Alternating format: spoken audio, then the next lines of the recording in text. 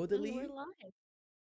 without any issues, and we totally didn't have an entire episode lost before this. Don't worry about it. This is the first one we've done in a while. Totally. Totally. But yeah, we're back.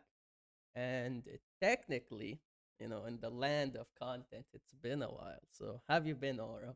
I mean, in the land of content, we're basically fossils at this point.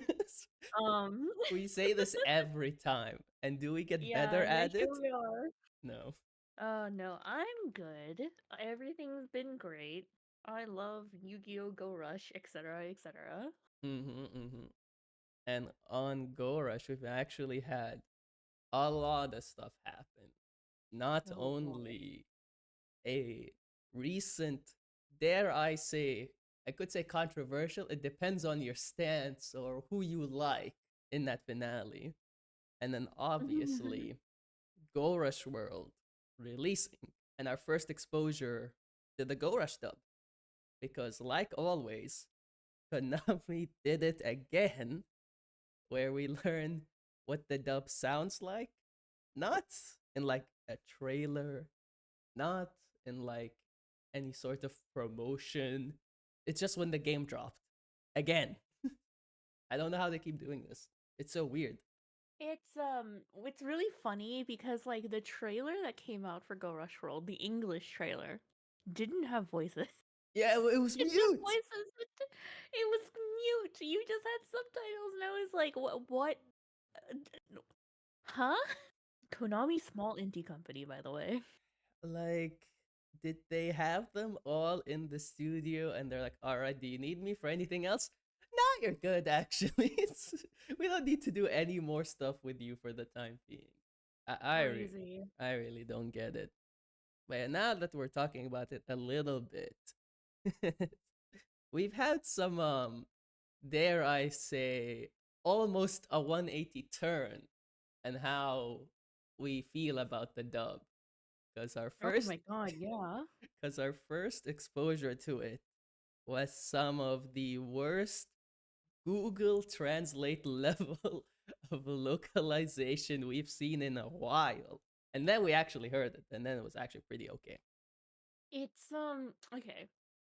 Whoever did the card name translations genuinely just put every single card name through Google Translate and took whatever came out of it.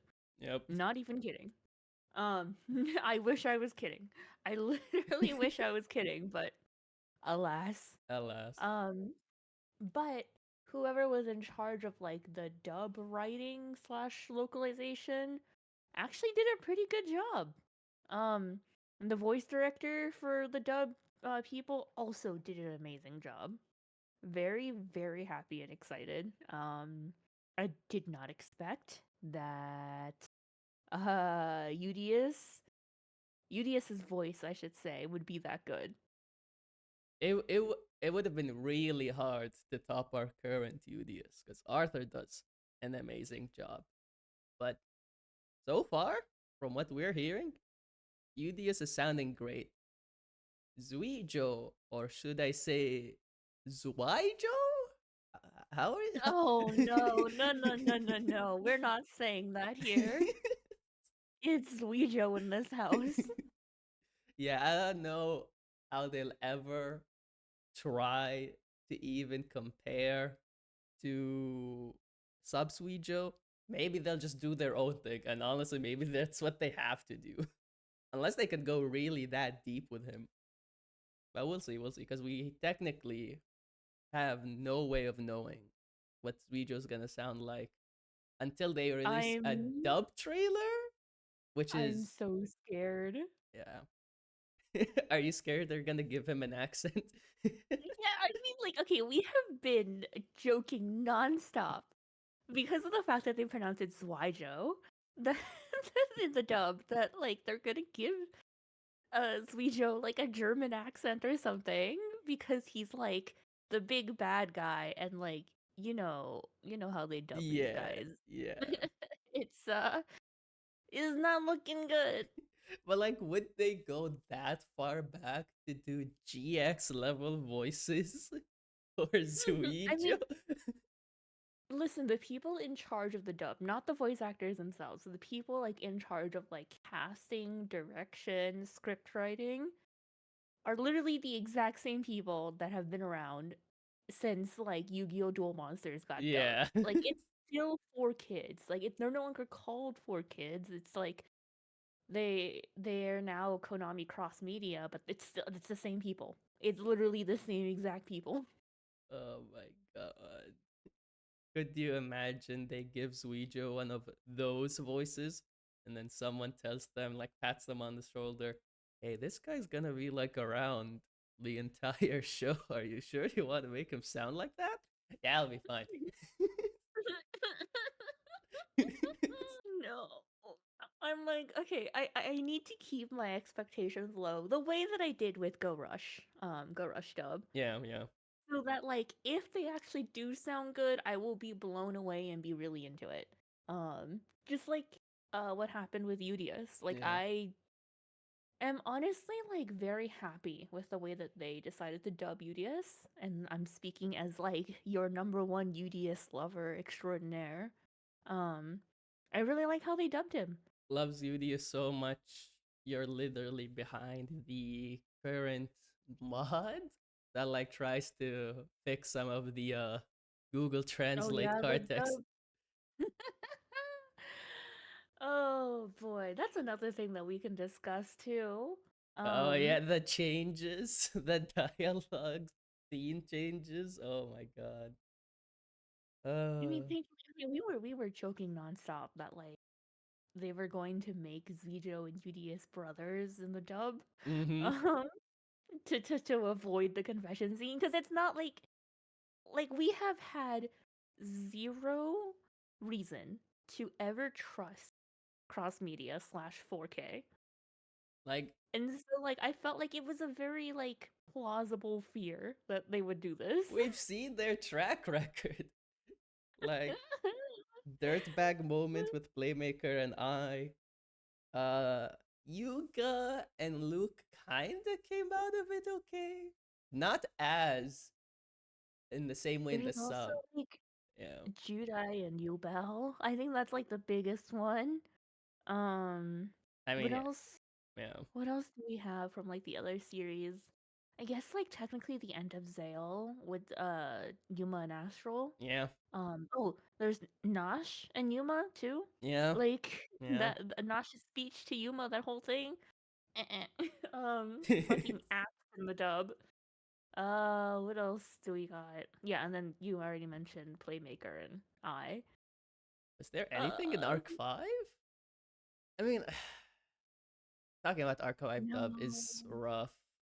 Because, like, no, I don't really think there was anything in Arc 5. yeah, But like Arc 5 in general was just like, you know, you know. Uh, but yeah, we yeah, had no that's reason to trust them. They've it. been. We had zero reason to trust them. And you know what? In the end, they surprised us. They said that, hey, we're gonna keep the confession like intact. Mm-hmm. And I was like blown away. I is literally going through Udius's English voice lines one by one, getting closer and closer to that like You're like to a the episode miner 51 in the line. coal mines trying I to. was I was genuinely like, "Oh my god, here it comes. I'm going to hate what comes out of it. I'm going to hate what comes out of it." Cuz like as you go through the voice lines, they're ordered in such a way where you can figure out what is coming up next, right? Mm-mm. Um so I was like, "Here it comes. Here it comes." And then I pressed the next voice line and they kept it.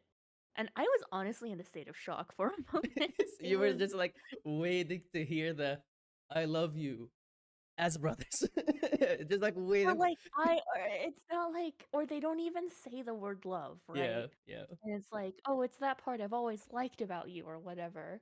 Um, like it's they weren't gonna use the word love, but they did. Very um, shocking that they did.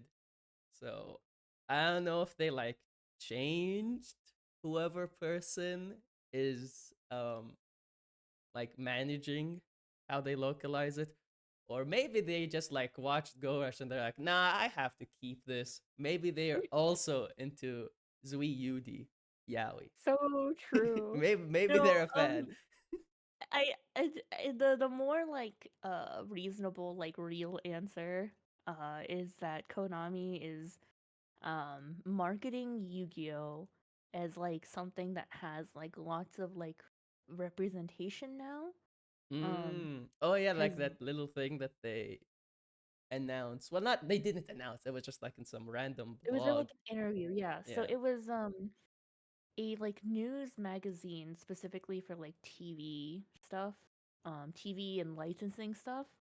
Um Basically did like I guess you could say an interview with the I don't know what his Like title yeah, the is. dude's name. Yeah. I think it's like senior VP of something at Konami Cross Media. Anyway, he did like an interview with this like magazine. Um, and in it he was like, "Oh, they said that Yu-Gi-Oh! Go Rush is impressive for its well-written female characters. Uh, and then that Yu-Gi-Oh! Sevens features positive messaging, diverse representation, and like something else." But like the moment I read that, I was like, "Huh?" The fact that Yu-Gi-Oh was in such a state that we need to put in like our fucking banner ad outside the show, we got female characters. That's nuts. Oh my god, yeah, no, like, oh my god, guys, we have like actual female characters now. Anyway, that whole interview is sort of like, oh, I guess that's why they kept Udius and Zuijo's like or like sorry, Udius's confession to Zuijo Mm. intact. Um and like barring like some random one-liner in the dub that I completely forgot about. Um I think Udius is like the very first queer character in Yu-Gi-Oh dub because he wasn't like censored. Or he And wasn't I mean turned. like actually queer, not like, oh, I interpret or headcanon this guy is queer Yeah, because of yeah. XYZ. Like, no, no, no, he came out and said it. Or like he isn't gonna get turned into some, what is it, like a Texas guy, like what they did with Johan. Oh god, yeah. No, no, no, he's not into men. He's just into America. So true. I can't believe they kept him as being from North Academy and then gave him a southern accent. Like, hello? I like their decisions back then, and some of them now. Like, I don't know. One day I want to sit down with people from cross media and just like pick at their brain. Why do the things that you do to this franchise? I guess it's the only, well, it's not the only one they worked on. They worked on a lot of them, but now that's all they work on because all the other franchises they worked on got ripped away from them. uh, It's crazy. it's crazy. But now that we talked a little bit about the dub, we'll briefly go over, the actual cards.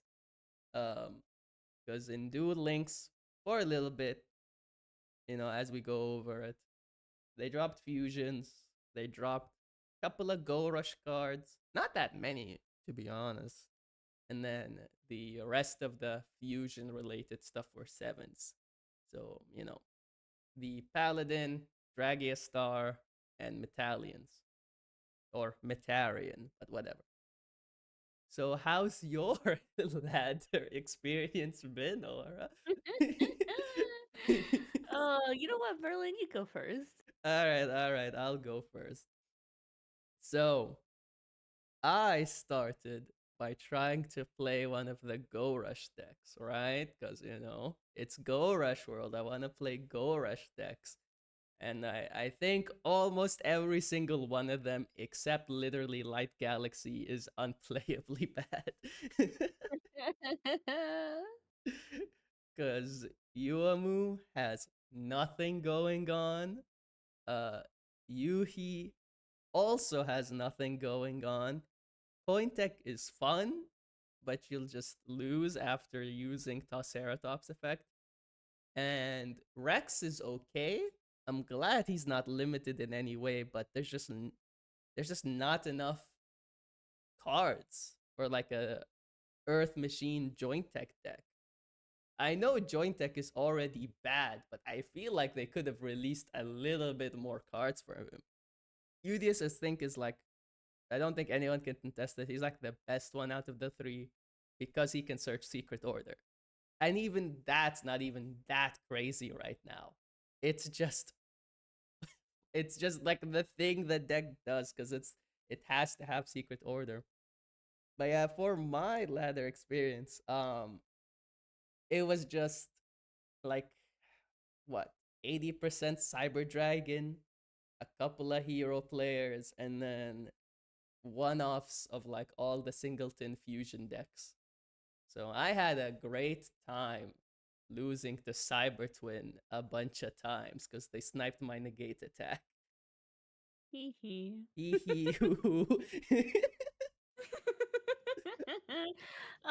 You know, at least you can run negate attack. Yeah, right? All Oh right. god. How did it go for you? Oh, well, I decided, despite, being able to make a complete Sidra deck, because I, unlike many people, spend money on this game because I refuse to grind and I have the money to spend. Um, like basically went through both boxes and got a playset of everything. Uh, and instead of, doing the smart thing and playing Sidra, uh, I decided that I wanted to play Meg-chan, or as she's known now, Miss Mutton. Cute as a button. Yeah, I climbed the entire ladder with Meg-chan, and it was an experience. I mean, like, because of the fact that like everyone is sort of expecting Sidra mirrors, they don't really understand what happens when you see Meg-chan hit the field and then I flip up meet and greet. Because that's Like usually an OTK if you have three monsters face up. like I think rightfully so. No one is respecting Meg because I think the only people that respect Meg are Konami themselves, who made several hits for the Meg deck. Oh my god. Alright. Here's my rant. Here, rant incoming. Um, why in the hell is meet and greet semied? Or not yeah, no, semied. Why in the hell is meet and greet semied? Um, why is it that like Meg-chan, which does not even have a skill to support it, like you literally just have to use Servant of Dawn, which is like the normal booster, um, to actually use like anything of Meg's to any like efficiency.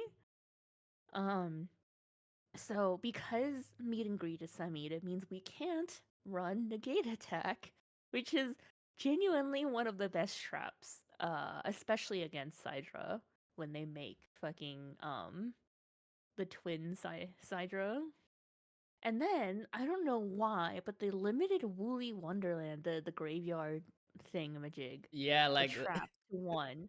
But let me tell you, this trap, even if it were unlimited, is not good. um, if you were to like, yeah, if you were to unlimit it, would I still play it? No, absolutely not. Um, and the fact that it's limited to one means that like Konami like feared Meg-chan. yeah, like They were completely in like shock and disbelief at her. Uh someone when they were place testing was like 3-0ing every single other person and they're like, "My god, this this woman will ruin the format." But Cyber Twin is fine. meanwhile, meanwhile, Sidra gets a skill. Okay, first of all, Sidra has no hits. Which means they can run negate attack. And also, meanwhile, they get a skill that adds either fusion or proto to their hand, and also gives one of their Sidras enough attack power to get over any level 7, which means like their free special summon off of like their Cyber Dragon now just can beat over anything that you can put Mm-hmm. up, including like if you decided to set Galactica Oblivion of turn 1, which you should be doing, but nope. Sidra can beat over. Cypher just gets a little attack boost. There it is. It's so wild that the deck is allowed to do all that. And it's not like it gets much better, if we look at uh the other side of the pasture. Because we got Metalian now running around, and what do? They just type change beam all your stuff to warrior and hit you with the big Azura star. So it's a great time for cheesy OTK strats. But that's And always it been Duel Links, and it just keeps like it just doesn't make sense. Like Cydra gets to do all this. Gets a nice skill. Doesn't get any hits on the list. Meg doesn't even And get it an archive. yeah, Meg doesn't even get a skill. You literally have to make do with the Servant of Dawn. Oh, here's extra attack for your normal monster. Ooh. Noodles got 2 archive skills, but Meg doesn't even get one. And they put her cards in the box willingly. You could have just left her out. Honestly, right? It doesn't make sense. It doesn't I make hope sense. they fix that sometime soon. And we're also still missing like 2 pieces of support from Meg. Yep. We don't even So, have like that little sheep that reborns her for free. mhm. Not that I think it would Yeah, be so that good, but the yeah. thing is like Meg-chan is it's a very high rolly deck. Um I made it to COG with it, but it was not a very fun time. I mean, like, what is it? The cog climb. Like, I think both of us can sort of attest, like, win record wise, we're both fine. It's not like we're taking L's left and right, slogging our way Mhm. up. The problem with the cog climb is you'll be on a roll, and then one time you'll draw like 3 spells and one monster, and you're like, oh man, I hope my opponent doesn't play the game normally. And then they play the game normally and you lose. Oh my god, yeah. So many it okay.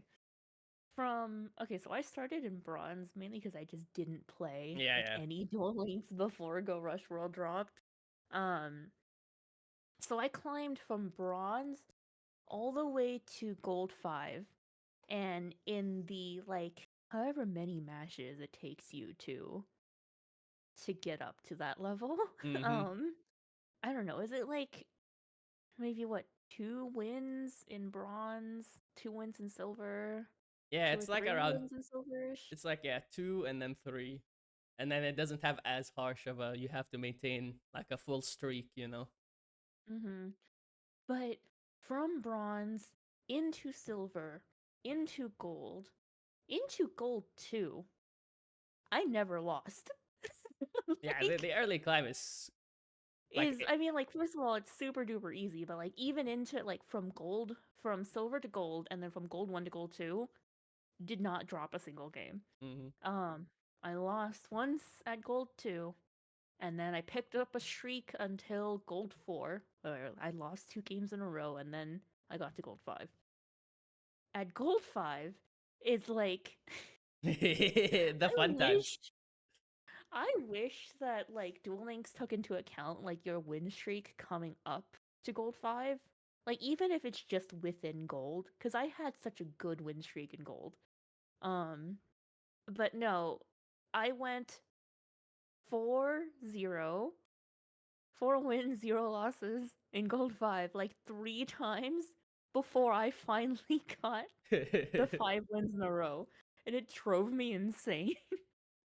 uh, like, what is it? Is cogging that hard? No, not really. Is it mentally taxing? Depending on how it runs. Yeah. Yes.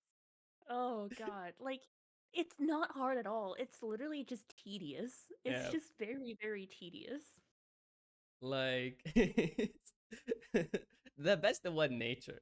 And I don't think either of us are that into best of ones that much. Only we're fine with it logistically. You know, logistically, best of one is great, and you can't really have best of one in Duel Links. It can't work like that. But just the way the volatility of Rush Duel Links is so incredibly high. Like, you know, you draw a bad hand, you basically take the L. Your opponent does like a big play turn one.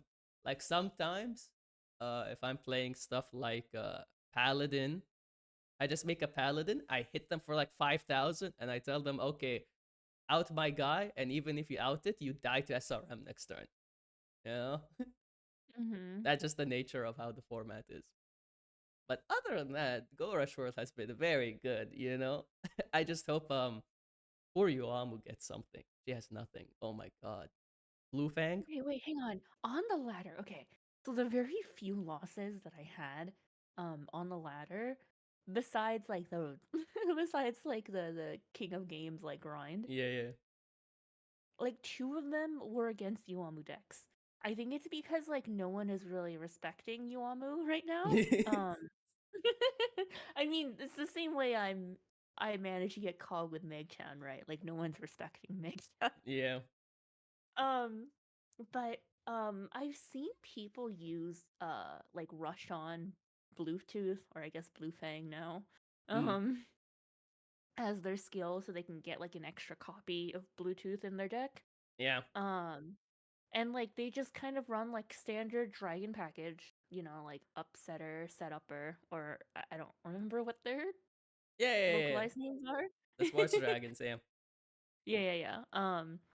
Triad Drago, you know, like the whole thing, and then they run like 3 copies of Talismanic Seal Array, anything that like lowers attack. Mm-hmm. Um and then Bluetooth. Because the idea is like you literally just destroy all your opponent's monsters and then go for game. It's a quick like OTK-ish deck.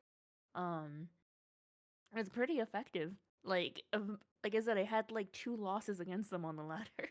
And I didn't even see them that many times. I think I only saw this deck 3 times. And I have like a 20, no, not 25, 15% win rate against it. The Secret Menace. I think one of my climb losses, like the random one, is just I was like I was playing against the guy. They were on Yuga, and I'm like, what are they doing? They're just playing all these random vanillas and stuff. And then it was Overlord, and I died. Because they just drew Overlord. I'm like, oh, okay. Uh-huh. Understandable. Have a nice day. But enough about Duel Links for a bit, because technically we are a Rush podcast, and we gotta talk about the physical Rush format and what's happening with it. What's happening with it, for a brief summary, is that new Legend Pack is coming out soon with Ancient Gears, with the Legend deck. And when I say legend, not like legend cards, but like legend, the archetype, but it also supports legend cards. I don't know why they named it legend. It just makes it more confusing. And Battalion, because we're doing the Duel Links cross marketing thing, and also finally giving UO support after like 3, 4 years, something like that. It is crazy. The battalion support, I actually just got a chance to go against it today. Um, it's pretty like good and consistent. The only thing is, I mean, like this is not a knock against it because I think any deck in Rush falls victim to this, but like if you have like any interruption, it's kind of Any, over for them. yeah. Like, what is it? The only way you play through Disruption, it's like what? Metallian But Fusion? otherwise, they can get off the ground like pretty easily and stay like on a good pace pretty easily. I mean, just the fact that the full Metallians bring back the nines is already good. And Mm-hmm. turnover, I was skeptical of that card, but I like it. It's been fun. Uh, One time I tested it and it didn't work, and I wondered, wait, Do I need to report this as a bug? No, I had a Prime Pierce Giant on board. And he has the effect where you can't get fusion summoned with your monsters on your opponent's turn, which includes yourself fusing your own monsters on your opponent's turn because Oh my god. symmetrical effects. Yeah, Italians, I've liked them as well. Uh, I've been going from like try to include everything and then just reducing it down and down and down and down and down to the most. And that that's just the deck building experience, Yeah. baby. And then ancient gears, they're just ancient gears, you know. You just Mm-hmm. you just summon the big earth machine guys, and then you hit hard, and you have like no monster removal at all in the deck. You just have back row removal. So if they have a big guy that you can't out, draw joint tech joint or something. I don't know. But that's ancient gears. They just hit hard and you freeze back row. But most of the back you're gonna run into is like invitation, so they're gonna steal your ancient gear giant. And like nothing else happened with him. Yeah, exactly. And then legend, it's just a good stuff deck. I wish I had something funny to say about it, but it's just a good stuff light deck. And we add it to the pile of every other good stuff light deck that exists in Rush right now. I think it's really funny because like was it one of the most powerful types in like TCG OCG is dark, Yeah, and in Rush it's light. it's light. All because Kawaii Duel had to have the funny gimmick of using everybody's monsters, but they're light now. So we have to support it somehow, you know? We can't just let the deck be inconsistent. Oh, let's not forget Miss Ryozai herself. Yeah. Oh yeah, that's because I completely forgot that technically by now the ban list is has been in effect for like 10 days or something. You know, Yes. yep. Well, and for uh I guess for 9 days. Yeah, like it Nine, depends. 10. Yeah. Uh I know like everybody's celebrating her limitation, but I'm just like someone's gonna drop a Ryozai on me. And I'm like, oh man, well now I gotta deal with her again. But That's what I thankfully, did to Volt. The one of Ryozai in the entire deck yeah, that just completely halted him in his tracks. yep, as she has been doing. And then surprisingly, just a just hit, and not just like a semi, like a limitation. I honestly Mm-hmm. thought it would be too soon, and I saw, you know, the thing where like when cards get hit on a ban list, and like a bunch of people on Twitter start complaining that their cards that they just got were hit. I saw a couple of JP players with like play sets of like 9 chests. Just like they're like, Oh. and they're like, what do I do with this? Well, now you can put them in 9 different decks, guys. Yes. I don't think. I mean, like, Uh, it's so funny, but like, just was the card to invest in. Like, you definitely needed a playset of her, and she ran wild for like a pretty long time, to be honest. yeah. So, anyway, she had her day in the sun. It's over now. And Ryoza also had many days in the sun. She was stand out. Oh, okay. I knew she was gonna get hit in October's list. Like, I have been talking about this since before like July's list dropped. I was like, she's not gonna get hit in July. She's gonna get hit in October. Um, and guess what? She got hit in October, and I was correct. It's wild that they waited till October. Shout out to the Jest mats that they released, Oh yeah, or the Just Mat and the Just Sleeves, after they which hit. like by the way, like have literally just started being handed out because like they didn't get started handing out until like this like area regional started Yeah, yeah, yeah. for this season, which began like this month. If I no, I think it begins next week. Um, For reference, this is being recorded on October 9th for me, October 10th for Merlin. Mm. But yeah, around that time. It either started this month or it's going to start next week. I forget which one. But it's really funny that they decided to print her mat and her sleeves to hand out for regionals, for participation or like for winning, and then just hit her on the ban list. A little remembrance of jest. Remember when you thought you were okay and then someone twin twisted your back row? Uh, Oh. it's wild. And then while KP19, not KP19, while Neo Legend was wrapping up, KP19 reveals started happening. Uh, Mhm. some would say early, some would say finally, about time. And we got, I don't think it's every card of the cover theme. Maybe it is of like the whole salamander Volcalize fusion thing going on. And we Mhm. had a couple of miscellaneous stuff like Love got 2 cards, Injection Fairy Lily got a whole package, a whole heap of random stuff. Are there any select words you want to say to our cover card of the set? People are going to crack this box and see this dude's face every time. Um, fuck Salamandeus. But like not in the he's too good way. It's more so in the he's actually very bad way. He just takes too much effort.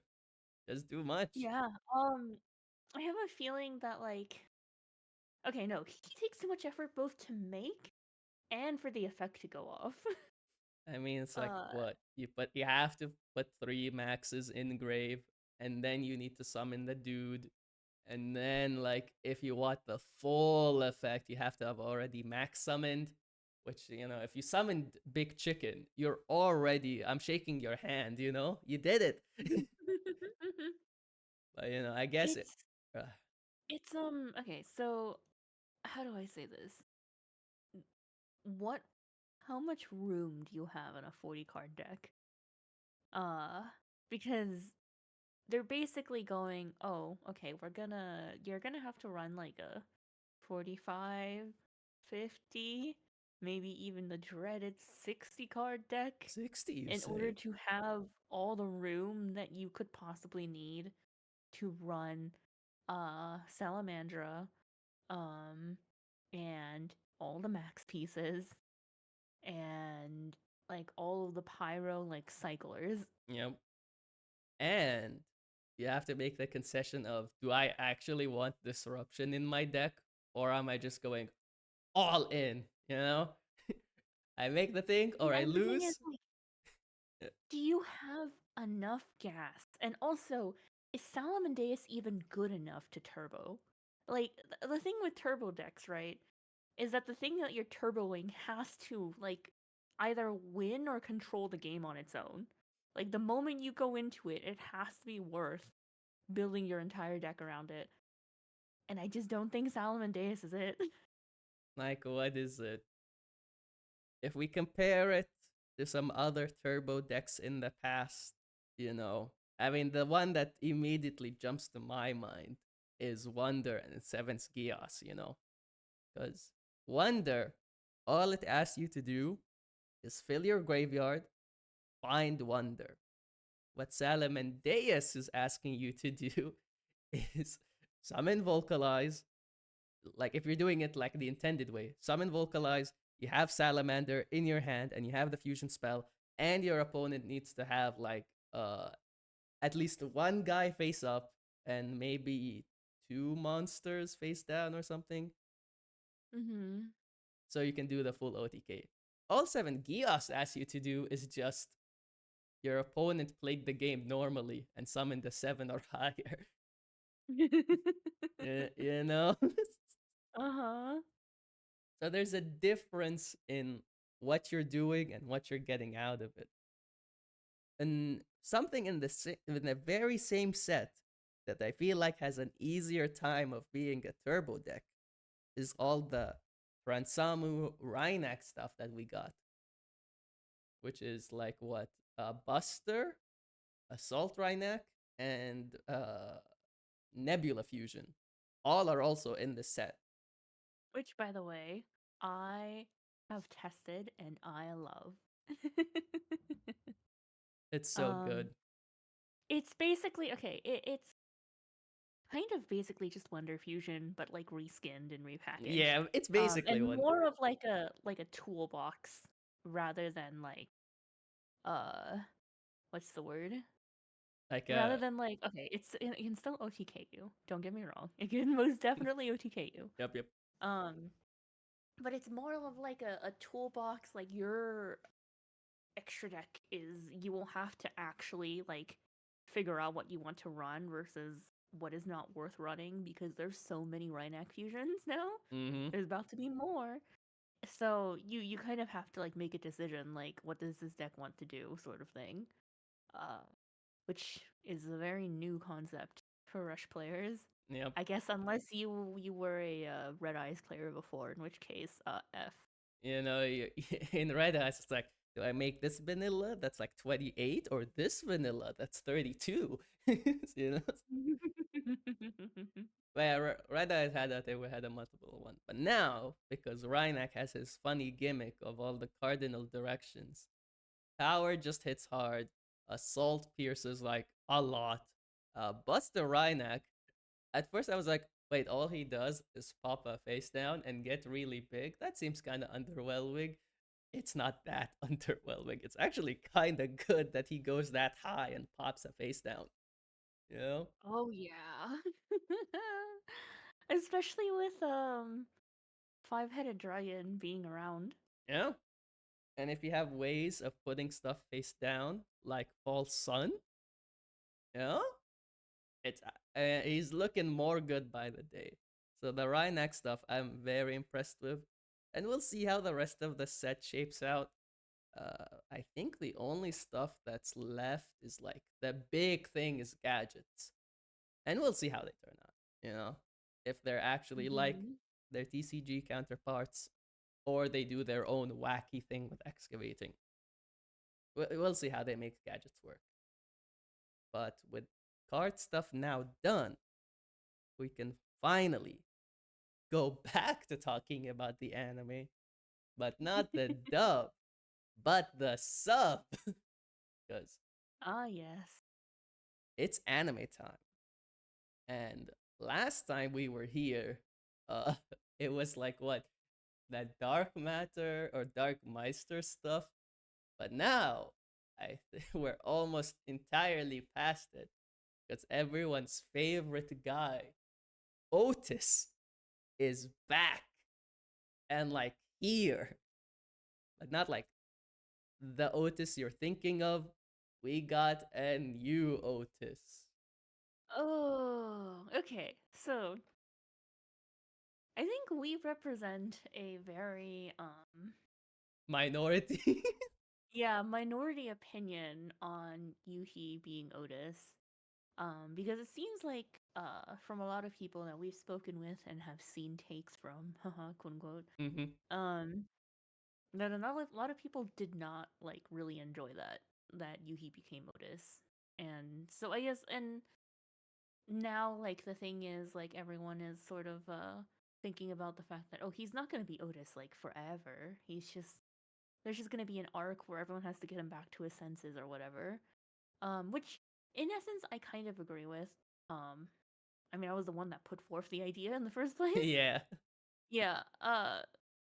But like if he does end up like actually being Otis long term, I honestly I don't want to say I wouldn't mind because I wouldn't have like opinions or feelings on it to begin with.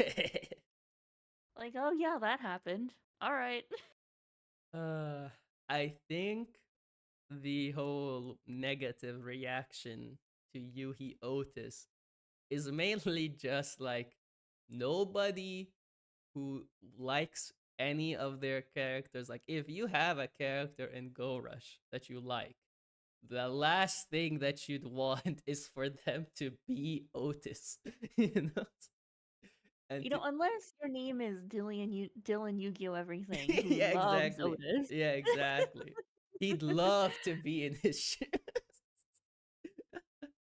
Uh, Oh, it's really funny. No, Dylan really does love Otis, honestly. to an unhealthy degree. But like, what is it? Like, what I'm saying is, look, the characters themselves, they don't want to be Otis. I know they say they want to be Otis, but it's not like Otis is the goal. The goal is, you know, saving the future, or, my sister has this large burden on her. I don't want her to have that burden anymore. Being Hmm. Otis is not the main goal. It's just the thing you have to do, you know? And Yeah. I think okay, a lot of people, from what I've seen anyway, didn't like Yuhi being Otis because it just doesn't seem like it's something in Yuhi's personality to be. Which I can sort of agree with, but I think like the main message, um, and like the main conflict of what happened to make him become Otis is not that like whether he was Otis material. Um, it was the fact that he cared about his um sister, that he loved his sister to such an extent that he didn't want her to take on this burden. He absolutely didn't want her to. And because of his love for her, he decided that he was going to take one for the team instead. yeah. Um and so like in that context, that's why I'm okay with this. Uh like this isn't so much about like Otis as a person, I guess you could say, as it is about Yuhi's feelings on the matter. Mm-hmm. Like, they set it up earlier, where, like, in their duel, this arc, where they were talking to each other, and Yoon was like, Yuhi always left the hard things for me. She always had to step up, and Yuhi just Mhm. like coasted along.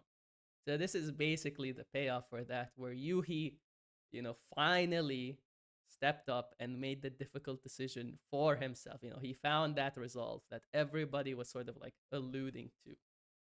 Like, he needs to find it. He needs to do that one thing that only he can do. Like, he said himself in the show. But, I'm happy with it because Udius is not Otis. Thank God. I don't know how I would have felt if we had to go through like several arcs where Udius was gone. The show would have Mhm. been very, very different. But that finale was wild because we had a lot of fun stuff, like the whole monster reborn back and forth, make the custom deck to counter it. That was fun. I always like it when the rush, or at least like the dual writers, make the extra effort to make the finales more engaging or have like a unique twist to them. Because most of the time, our duels is guy go first, guy go second, try to kill, trap card save me, and then you die on turn four.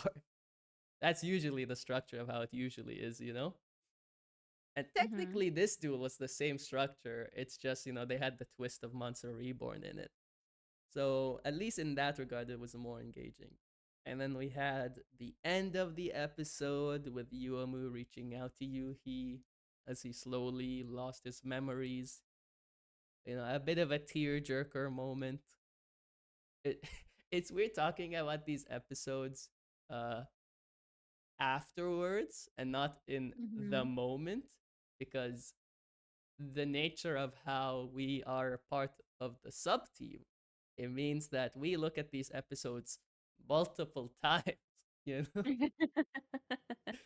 So, like, when I'm doing like the timing work and stuff, and I went and I reached that part, like the Yomu was like reaching her heart out. She's like doing this great performance, and I'm just like, all right, it's this line, and then I cut it, and I go to this one, and I cut, and I just like completely ruined the vibe of it forever to me, because all I see is the work that I put in. Yeah, no, by the nature of us being on the sub team, especially by the nature of the both of us working directly on the episode and with the episode, Yeah, um, multiple times, we also see this episode multiple times. exactly. In uh ways like you you were like you were timing, like you were putting everything like to the correct time on the episode, and then I went back to basically like correct things but yeah, also like add effects. yeah. um so I also had to watch it multiple times because I was like, okay, I want to add like fade in fade out text because otherwise it kind of appearing doesn't hit the same way emotionally. um and then you have to time the fade in fade out effects, Mm, and it's like I've seen that scene so many times. I don't think okay, the first time I saw that episode, like I genuinely teared up because it was like very emotional. Like it did its job. yeah, it And is then job. like after I was done typesetting and like proofreading the entire episode and translating it, I was just kind of like, all right, that's enough. No more. That's enough of Yuki saying goodbye to Yuam. It is such a like unique way to view the episodes because I've also had it happen where I sometimes see people share screenshots of Go Rush, but it's not like with the typesetting that you do, you know. It's like just like the bar and the text, and that's it. hmm And I'm like, I I took the effort to time it, you know. I made sure it hmm comes in the right time and you're watching it with just the stupid bar. Uh, But it's fine, it's fine, it's fine. it's not fun, but we must move on. But we must move on. We trudge along. hmm But yeah, Otis is here. The arc was fun to some extent. We had some matchups that didn't happen, but we had some of the important ones, like Divorce Duel. That was fun, you know? And the next arc, I think uh, we don't know too much about it. We just know a little bit because of the summaries, but they don't really say that much, you know? We don't know the direction it's going in. hmm But I think the most important thing, and I think the pivotal thing that we should address, because it's gonna carry on with the rest of the show, probably till it ends, is the new ending. Because it's Oh. it's so short, you know, as an ending usually is, but it carries so much meaning in it to like a concerning degree, you know? To a very concerning degree. So I don't know if you want to start us off here with your thoughts on it, or I should continue. Well, you know what? You go first because I feel like I'm gonna have a lot of stuff to say about All it. right, all right, all right. I'll keep it nice and short with me. Obviously, I liked it a lot. It's always nice seeing, like, you know, because this is more of a penultimate ending of like saying goodbye to all the characters we watched for several years now and seeing them all interact with Udius. It was very heartwarming. It was touching. It hit in my emotions very much, especially since, you know, for most of it, I was timing the damn thing. So I have hmm a work attachment to it. But then, you know, all the visuals, you know, the only thing I could really think about other than, wow, this show is finally ending, is is Udius gonna be okay? You know? Not only Udius, but quite Duel and Zuijo Yeah. too, because they showed up with him in the ending. And I'm like, because the whole setup that's been going on and the thing that they've been doing for the last several arcs, that they've been setting it up where either by force or by like plot twists they throw in, Go Rush is slowly making its way to where Sevens was before Seven started, you know, before Yuga's hmm involvement. And one of those ways is that the aliens, while not necessarily all gone, they're just not as prominent. And obviously, our main character and all his, you know, people from his home planet, his race, are not involved at all with sevens, you know? Mhm. So now, the way the ending is sort of shaping up, it's like, are we actually committing to that future? You know, this predetermined future where the aliens are effectively gone? Which means, are the Valkyrians gone? I mean, they're already gone. You know, we just have two actually physically present. Why Duel's only in Udius existing, you know? Mhm. That's all we have are two of them. So it's not that wild of a thing to think about, is that? But it's only two Valkyrians left. They could do it, you know? They could actually pull the plug. And the people who are cards are just gonna be people who are cards. And nothing more will ever be said about them, you know? The only people who will remember them are the people in Go Rush, and that's it. Which is very depressing to think It about. is very depressing to think about. So that's been my thoughts about it. Because will they actually commit to it? I honestly don't think so. I think it would be a crazy commitment to do in a Yu-Gi-Oh, you know, because that's an ending or that's like a resolution that does not happen at all. You know, and I don't think any Yu-Gi-Oh committed to it that much. Zexel had to Zexel had to like be like, okay, we're done now. We had our fun killing off all the Barians. Don't worry, they're back again, you know? Mhm. So I don't know. I don't know. I'm curious. A sick part of me wants it to happen, but that's just like because we never had it before. That's the only reason I'd ever be mildly curious of it actually happening. So what about you or Where do I start? I guess the fact that it's called It Doesn't Have to Be Goodbye. Um, it's not like this isn't a goodbye. Um, it's that this doesn't have to be goodbye, mm-hmm. which implies that it is a goodbye, but they don't want to call it that. Yep. And this, I mean, like, so I'm of the firm opinion that Yu-Gi-Oh! Sevens is sort of like the bad ending timeline of Go Rush. Because like all the aliens are gone, the Valkyrians nowhere to be seen, UTS is gone. Um, Goha and Mutsuba are successfully estranged. Mm-hmm. Um, and like they hate each other now. And you know, it's not until like the end of Sevens when Goha and Mutsuba finally make up.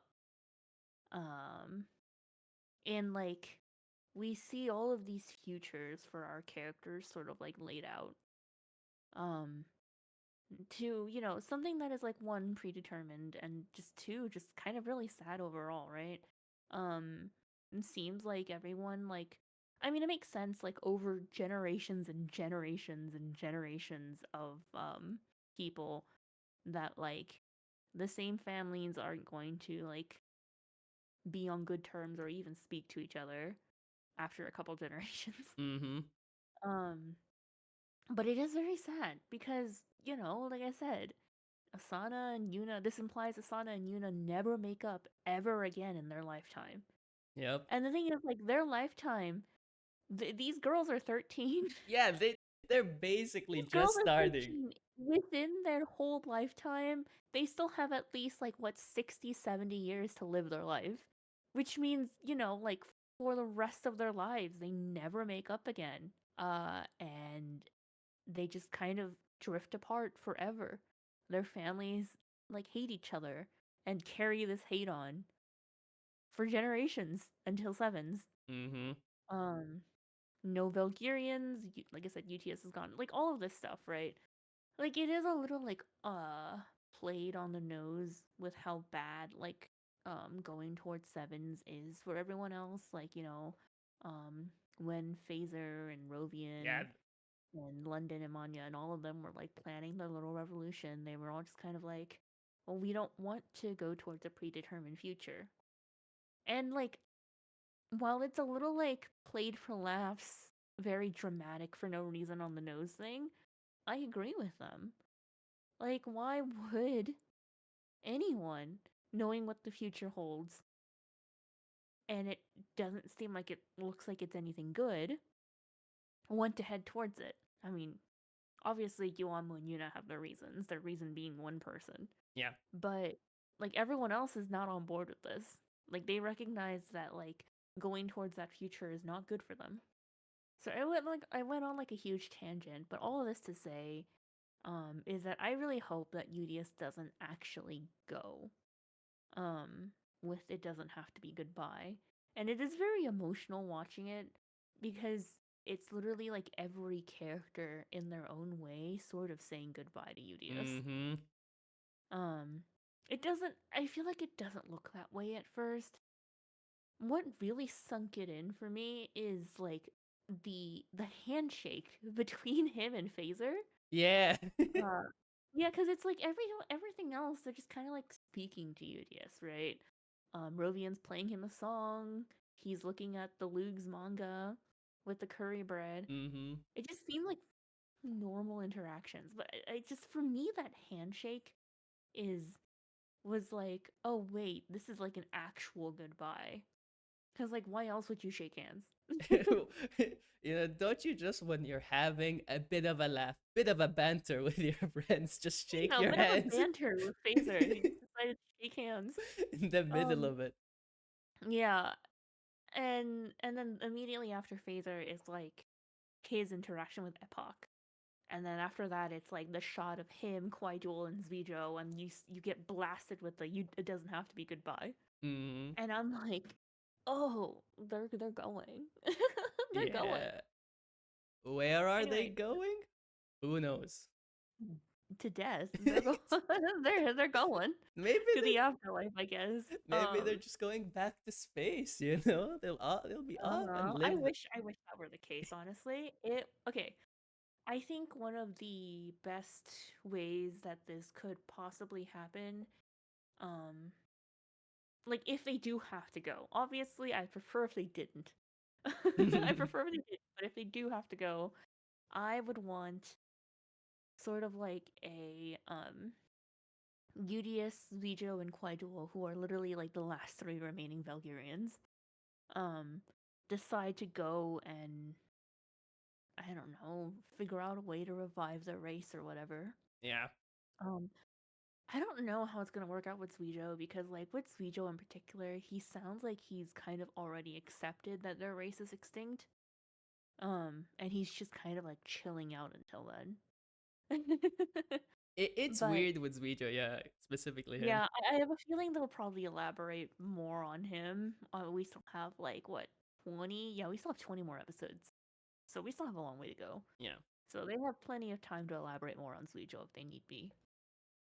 But yeah, that like they're like, okay, we're gonna leave so that we can figure out what's going on with our race and hopefully revive them. And like with how long Valkyrians can live, because it seems like they're basically immortal. It could be that like they leave and it takes them like hundreds of years to finally revive everyone. Yeah. And then when they get back to Earth is like when the Sevens timeline happens. Um, which is very far in the future, as Yuga said. Mm-hmm. It just When, seems so crazy. Like if they leave, right? Because the last time Mhm. um they left, it was when they went to stop the Bulgarian War. And that took around like what, 2 years? Something like 2 that? years. 2 years. So part of me is like even if Udius is occupied, why wouldn't he come back to visit? Exactly. That doesn't make sense to me either. S- I see this as like a best case scenario, but that's literally only in the scenario in which like they literally have to leave for whatever reason. I would Yep. just prefer they didn't. But again, this is classic bridge, you know? They tease the thing, which is them leaving. And then, as always, there's a twist. So I think we'll just have to, buckle our seatbelts, and just be along for the ride, whatever this ride leads to. According to the last episode, maybe a fucking time machine? I don't know what's happening anymore. Oh my god, time machine. What a crazy card. Uh, This is what love does to Yuna, I suppose. yep, yep. It's so funny the way the episode was shaping out because Rovian was going on, oh, Yuna has grown so much and she's going on her own road. She's such a strong woman. Look what she's doing now. She's building time machines. She's building time machine so that she can see Yuga, and I'm like, this is crazy. Yes. Although, like, the most recent episode 128, which is the recap episode, also like kind of soft confirmed to us that like, uh, Yuna is only working with Yuamu to pursue her own goals. Yeah. Not specifically to, because Yuamu's goal is to protect the future, right? Yeah. Um, and so like, while Yuna does also want that, what she really wants is access to the dark matter technology, so that she can create time machine and just go see Yuga anyway. Yep. Without needing to protect the future, she's just gonna go to the future.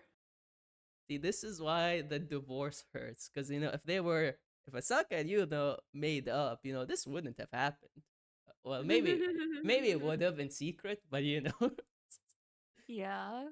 it's just so wild. As we sort of wrap up here, any last thoughts you want to say about at least either the last arc or the way we're headed? Any things you want to say or wild predictions you want to throw out? It's hard to predict with Go Rush because they always throw Yeah, some he is curveball. hard to predict as well. Yeah. Uh, I will tell you what I do want. Okay. Instead of predicting something, I'll tell you what I want. I would like a Zuijo episode where he like just kind of talks about why he's doing what he's doing. Um, because I still I feel like I keep trying to reanalyze like everything that he said for this arc and put it in context of what we know of him already, and I'm still a little confused. Um, which is why I really want to like figure out what's going on in his mind. Mm-hmm. Um, like I have conjectures, but I don't feel confident in them. I So mean, I just really want him to like sit down and talk or monologue, speak to Udias, literally do anything that it's just kind of gives us insight into his thoughts. this is one of those times where I begrudgingly agree with you, because he's like, you always show up, you say these random lines to look cool, and then you just leave. And I'm like, now I'm feeling kind of the same way. I'm like, please, Suicho, elaborate on these cool lines you're saying. And usually, okay, I pride myself on being able to hyper analyze and read between the lines of like any show that I watch. Um, I pride myself on this. However, I have zero clue. Okay, I don't have zero clue. I have an inkling, Mm. but I don't feel good about the inkling. What, you don't want to So, hyper analyze him being very, very into card pack opening? His silly little hobby. but yeah, that's just I just need him to just give us more on what he's doing, why he's doing what he's doing, etc. Mm. My sort of want, and this is more of a wish list, so it's very unrealistic, is that I want at least all the alien side characters, mainly the season one people like Chupataro and Kawaitel, to have some, proper send off or resolution. Because right now, they've been fine. They use them as like sometimes plot characters, sometimes jokey bits. I just want them to have like some fulfilling way where their character arcs. It's not really an arc, it's more of a line stops, you know? Mm-hmm. And the wish list is Kawaii Tool Duel. Let's go. Actual proper Let's duel. go! Let's go. Kawaii Duel, more Kappa support. More Kappa support. Let's go. River Slide. Oh my god. Oh god. But that's it. That's it. I'm stopping myself. But yeah, that's it. This one's been more of a, I guess, us getting back into it, which means it's like every other episode where we're always getting back into it. Yeah, we'll see you guys in like another 3 months. Let's go. I, I Oh, still need to work on more videos. I hate it. we Anyway, still have some of our the feature matches, yeah, the feature matches. You should probably get those out before they become outdated. they're already outdated. I mean, yes, however, you can prevent it from getting more outdated. uh, just like you, viewer, can prevent us from being outdated by listening to us repeatedly every day. Every day? Every day. Would you listen? I mean, come on, Aura. Would you not listen to what I have to say every day? I feel like a lot of people would enjoy listening to me. No. No, heart emoji. And with that, I tip my little tiny performer hat and I walk off stage. Goodbye, everybody. Goodbye. See you in 3 months when we come back to talk about Yu-Gi-Oh! 9. Let's go. Bye bye.